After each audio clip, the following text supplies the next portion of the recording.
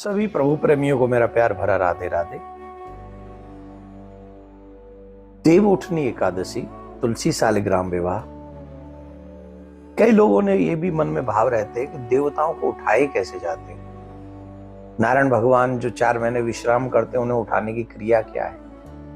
इस विषय में हम इस वीडियो में हम वही चर्चा करेंगे। जब हम देव उठनी एकादशी मनाएंगे तो उस दिन तुलसी सालिग्राम विवाह भी किया जाता है।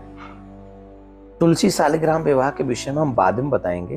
पहले हम बताते हैं कि भगवान को, देवताओं को उठाने की क्रिया क्या है, कैसे उठाया जाता है। पहली बात तो ये, भगवान कभी सोते नहीं है, पर फिर भी क्योंकि हम लोग मानते हैं कि 4 महीने नारायण भगवान विश्राम करते हैं और शिव भगवान जो है भोले बाबा सृष्टि का संचार करते हैं। तो जब भगवान विश्राम कर रहे हैं तो आपको ये भाव रखना चाहिए कि भगवान विश्राम कर रहे हैं। जैसे आपके घर में कोई बालक विश्राम करता है तो आप उसे बड़े प्यार से उठाते, भैया उठ जाओ, बच्चे उठ जाओ, अब जो है तुम्हें स्कूल जाना है, अब तुम्हें काम पे जाना है, आदि आदि कैसे भाव रखते हो। द सेम थिंग देवता लोग भी भगवान से प्रार्थना करते हैं, नारायण भगवान से प्रार्थना करते हैं और कहते हैं उत्तिष्ठोति गोविंद, उत्तिष्ठ गरुड़ध्वज, उत्तिष्ठ कमलाकांत, त्रिलोक्य मंगलम कुरु। हे गोविंद आप उठो, हे गरुड़ध्वज आप उठो, हे कमलाकांत नारायण आप उठो, और ये विश्व आपसे मंगल की आशा करता है, इसलिए उठकर इस पूरे विश्व का मंगल करो। ऐसी प्रार्थना हमें भगवान नारायण से करनी चाहिए। जो भावना आपकी हो, भगवान को उठाने की क्रिया में भाव को रखें। और एक और बात, हमारे गांव में जब हम बहुत छोटे थे, हमने देखा था माताएं बहन अपने घर में गेरुआ से, और क्या बोलते हैं उसको, सफेसी जो होती थी वो एक और आती थी, वो खड़िया और गेरुआ, इनसे वो देवताओं का वो आकार बनाते थे, जो पूरे घर को, आंगन में भी, घर के द्वार के बाहर भी। आजकल उसे रंगोली कह सकते हैं आप। नाना प्रकार के रंगों से अपने रंगोली बना कर आप अपने घर को सजा सकते हैं।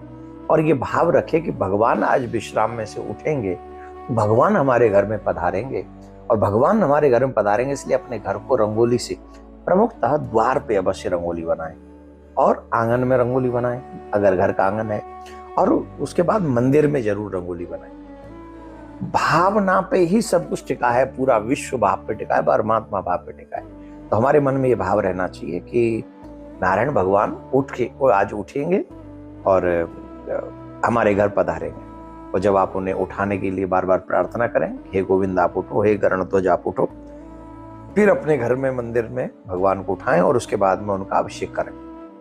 अभिषेक के बाद पंचामृत का अभिषेक कराएं और नए वस्त्र उनको धारण कराएं, चंदन लगाएं, कुमकुम लगाएं, केसर का तिलक लगाएं, फिर भोग लगाएं, माखन मिश्री या जो भी आप लगाते हैं, मिठाई का, फल का।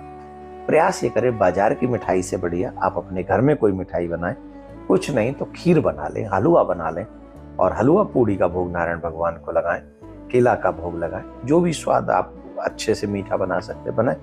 तो इस तरीके से आपको भगवान को उठाना चाहिए, फिर उनकी आरती करनी चाहिए और अपने कल्याण, अपने परिवार की मंगल कामना उनके आगे करनी चाहिए। दूसरा, आज ही के दिन तुलसी सालिग्राम विवाह किया जाता है।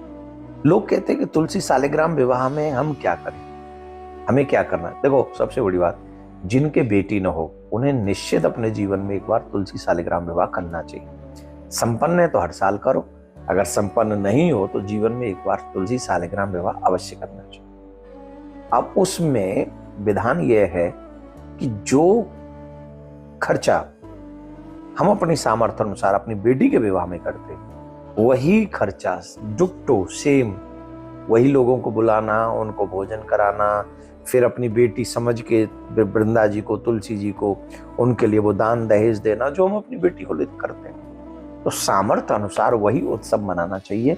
ऐसा करने वाला मनुष्य कभी भी नरकगामी नहीं होता।